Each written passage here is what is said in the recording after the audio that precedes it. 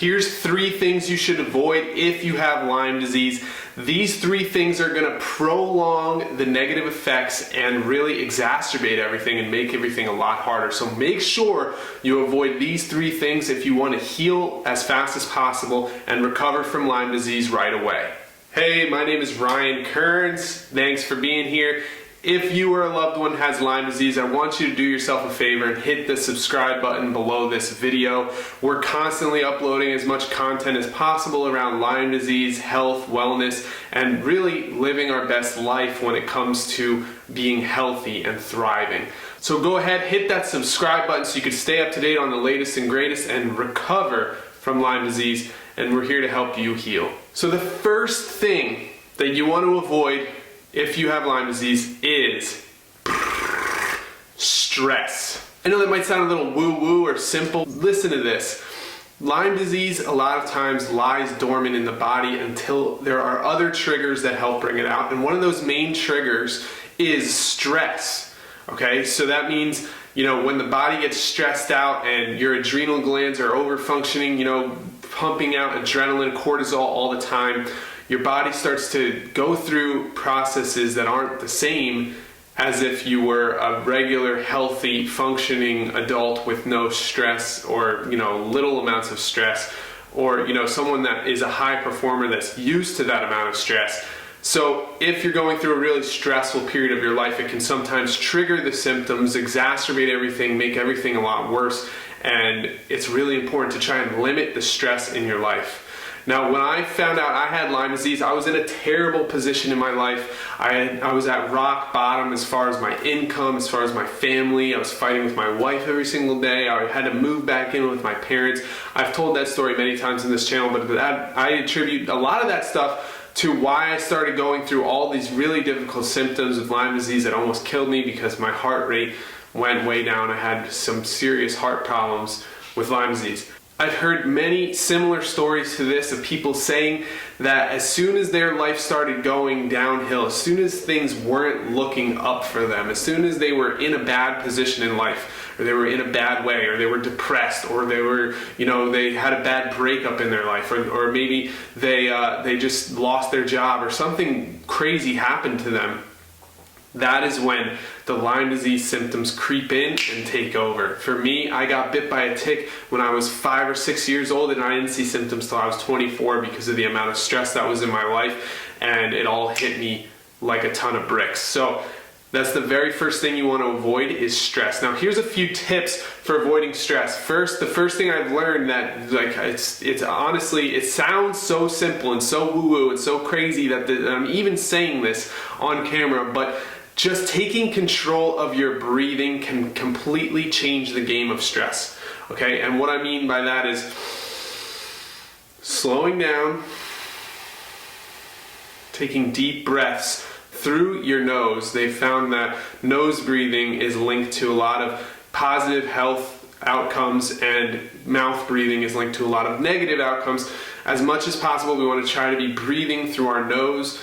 And if we take the time each day, even if it's just 2 minutes, to stop and breathe through our nose a few times, blood pressure can go down, stress goes down, our body feels more relaxed, we're not firing off cortisol and adrenaline in the body, and we can actually recover and relax when we focus on our breathing. So that's one thing. Another thing is mindfulness or meditation. I'm not going to go too deep into that right now, but just know that if you take the time to relax each day, it's going to come back as a reward. You're going to feel better, and you're going to be able to recover faster from the health challenges that you're facing, whether it's Lyme disease or any health challenges, right? Let's be real.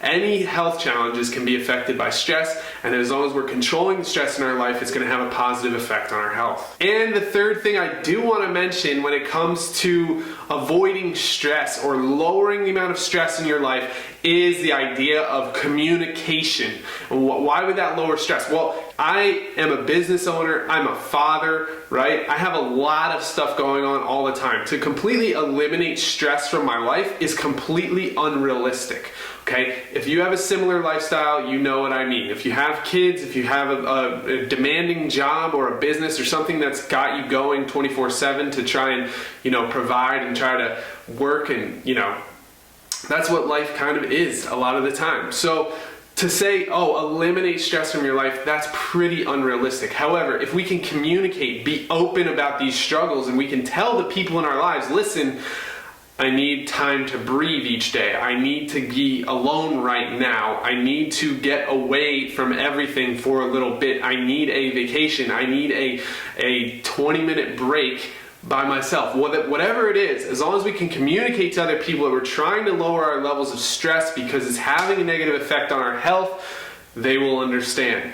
The more we can communicate about stress and the more we can communicate about our mental health and well-being, that is what's going to allow us to take control of the stress in our life and start to minimize it as much as possible, so that people don't think we're just avoiding them or we're just, being a hard person to deal with, or we're complaining. We're not, right? We need to be open, communicate about what's going on, and let people know, look, I need a break every day. I need to take an hour walk. I need to get away from everything. I need to do everything to lower the stress in my life so that I live a longer and healthier lifestyle.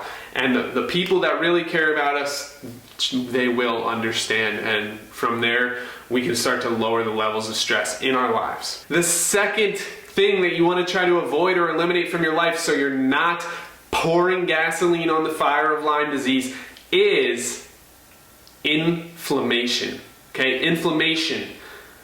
When our body becomes inflamed, it freaking causes havoc, right? It destroys us. And a lot of the symptoms in Lyme disease have to do with that inflammation in the first place. So we have to do everything in our power to fight that back, right? When we get sick, our body becomes inflamed. When we are having an immune system response to something in the body, our body gets inflamed. There's more blood being sent to the different areas of the body. Our body's trying to fight this thing off. We need to fight back inflammation so that we get better blood flow, so that we get better cardio health, and so that everything in our body works better and we can fight off illness, we can fight off infection, we can fight off Lyme disease. So how do we reduce inflammation? How do we get rid of inflammation? Well, here are the things that you want to avoid to avoid inflammation. You want to get rid of sugar.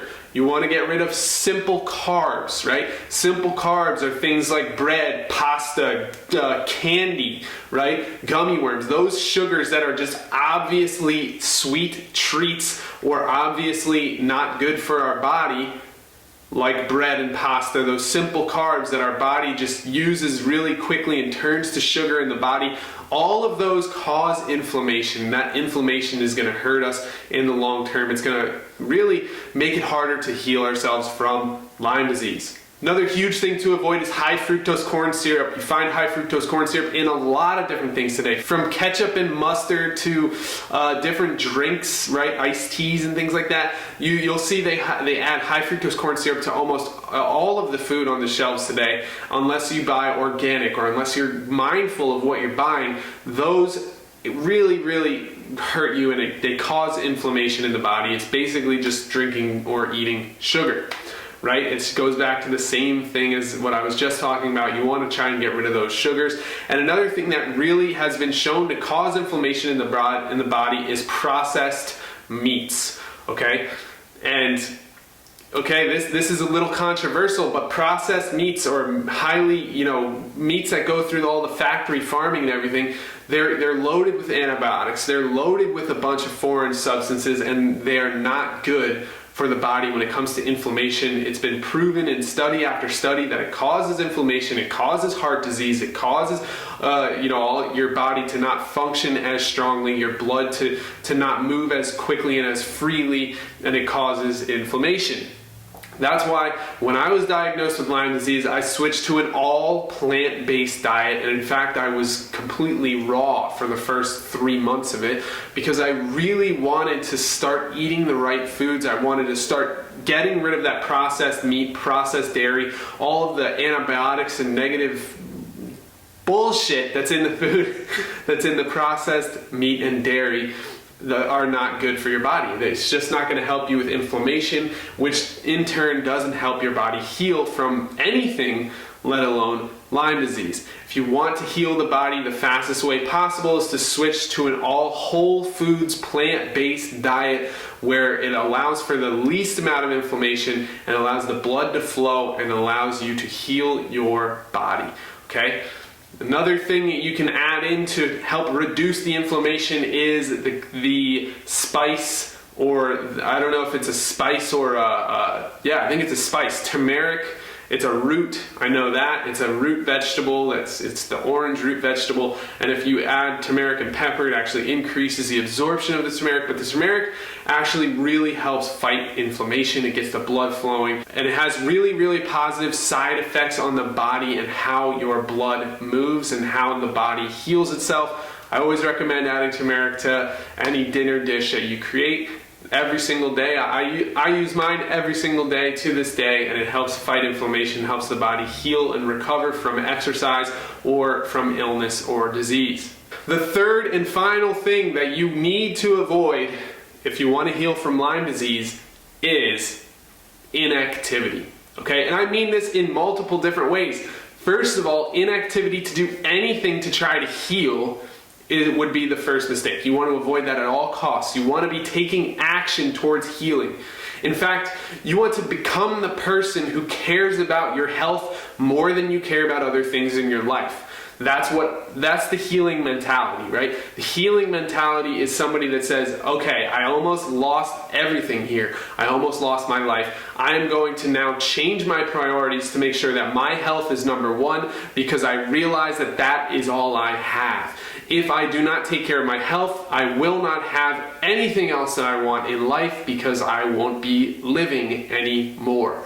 Okay, so that is, I know that sounds heavy and harsh, but guess what? That's the mentality that will help you heal. That's exactly what I went through with my Lyme disease journey, and I was able to heal, some people say very quickly by going after it, really making my health my very number one priority. Even though I had a brand new business, even though I had a kid, I had two kids. One of them was a baby, the other one was 3-4 years old, so a toddler and a baby. Obviously they are very high on my priority list, but my health needed to be number one, otherwise I won't be there for them.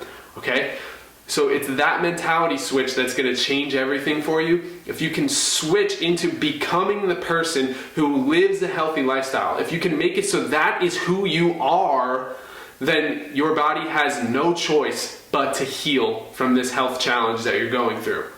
And of course, on top of that, I want to add in the idea of physical exercise. So being completely inactive is not good at all. It leads to obesity, leads to heart disease, leads to diabetes. It can lead to all types of problems. And if the blood just starts to slow down, everything starts to go towards your organs and away from the rest of your body, and you're just not going to be able to heal the same way as somebody who does have regular physical exercise.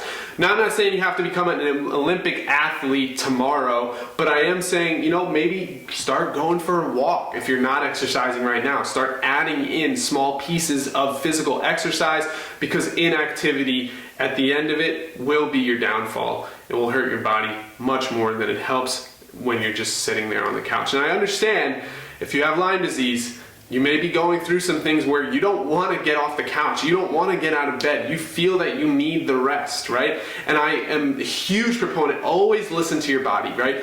Always listen to your body, but keep in mind that you do want to try and reintroduce physical exercise into your life so that you can get the body moving, so that the blood in your body can flush toxins out, so that you can have maybe even break a sweat, so that your skin can get all of that excess water out, and you can start to really get the processes in your body moving and working together. It's been shown over and over again how important physical exercise is for our overall health, for our mental health, which we could go back to the stress component. And physical exercise even helps reduce inflammation, which is what we were just talking about as well. So, inactivity would be your downfall. Do not embrace inactivity. Look for how you can be active in becoming the person who heals yourself, becoming the person that lives a healthy lifestyle, and also in physical exercise. So those are the 3 biggest things that you'll want to avoid if you have Lyme disease.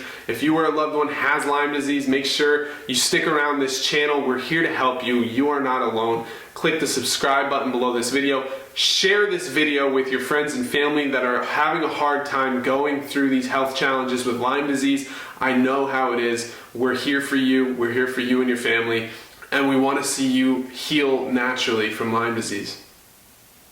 If you have any questions or you just want to talk about your Lyme disease situation, feel free to comment below. I try to respond to every single comment that I receive, and smash that like button if this video was good for you. Let me know if you have any questions, what videos I can make for you. I'm trying my best to come out with the most informative and best information around Lyme disease that I possibly can, and I'm looking forward to serving you and helping you on your healing journey. So thanks so much. Again, my name is Ryan Kearns, and I'll see you next time. Bye.